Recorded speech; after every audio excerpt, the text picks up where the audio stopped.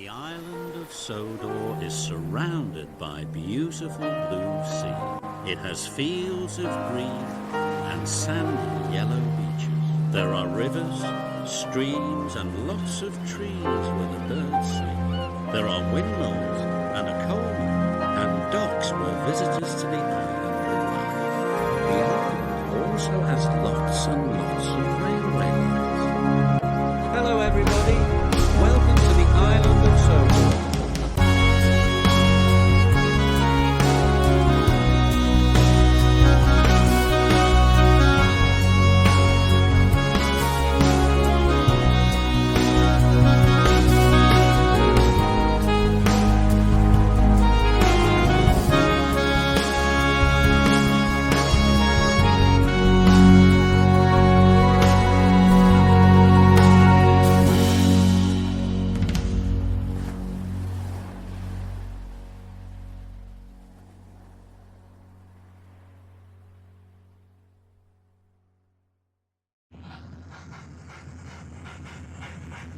Emily the Emerald Engine. Story 2. Emily and the Flower Trucks. Based on Emily's New Route by James Mason. One morning, the Fat Controller came to the sheds to speak to Emily. Emily, I'd like you to pull the flower train today. Emily was a bit concerned. The flower train contained trucks. Emily had never pulled trucks before, but she didn't want to let the Fat Controller down. Yes, sir, she smiled. She puffed away to get some water. James was already at the water tower. He wasn't in a very good mood. What's the matter with you, James? Asked Emily cheekily. I've got to go out to Alsborough today, James grunted. What's wrong with Alsborough? Nothing's really wrong with the place, explained James. It's the line going there. Poorly maintained it is. I bet you the tracks there are waiting to fall apart. Then there's the recent rumours flying around about what's living in the water. Emily knew how James felt.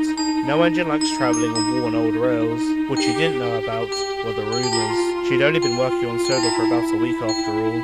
So what's in the water? She asked. No one knows, said James. Black figures can be seen moving about in the sea, then they disappear. Some speculate it's some sort of sea monster. Don't be silly, snorted Emily. Sea monsters aren't real. Yeah, well, guess I'm about to find out. And James sulked away. Emily rolled her eyes. She thought James was being very silly. But on the safe side, she was glad she wasn't going up to Alsborough, just in case. At the flour mill, the trucks were being loaded up.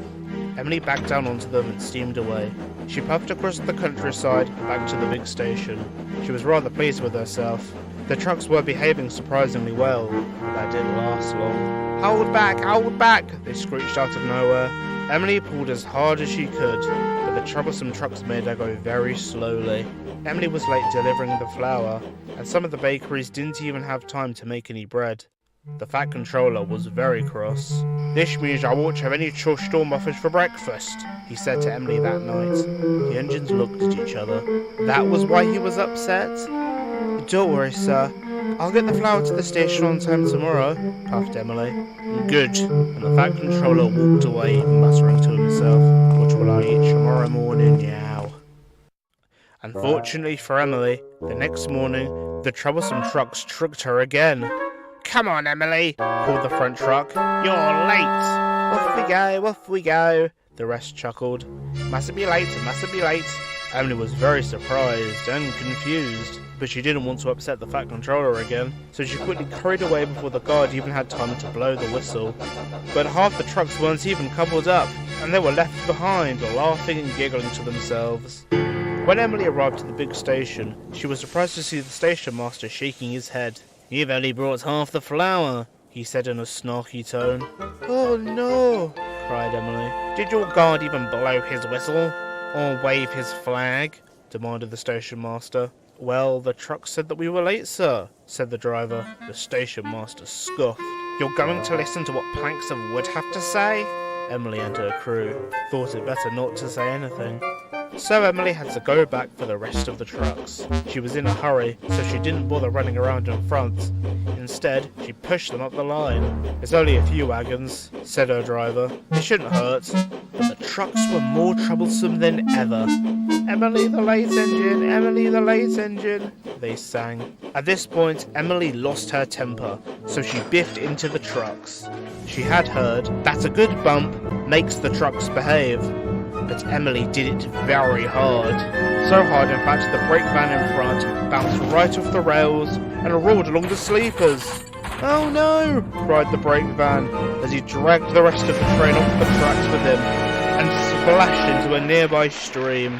Flour flew everywhere. Emily and her crew were covered. They knew the Fat Controller would be cross, and they were right. "Emily, you have caused confusion and delay," was what he had to say that night.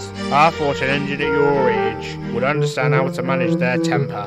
"Oh no, sir, I'm sorry," apologised Emily. She felt very embarrassed. "I'm just not used to trucks. I've only ever pulled clutches." The Fat Controller thought, "In that case, you can take a goods train to Aldborough with James tomorrow." "What?" snorted James. "That way you can learn all about trucks." Emily was very upset. James was furious. "Wait until you've tried it," smiled Edward. "The Aldborough run is quite nice." "I don't think so," moaned Emily. "Bah! I have that monster eats you up," James muttered.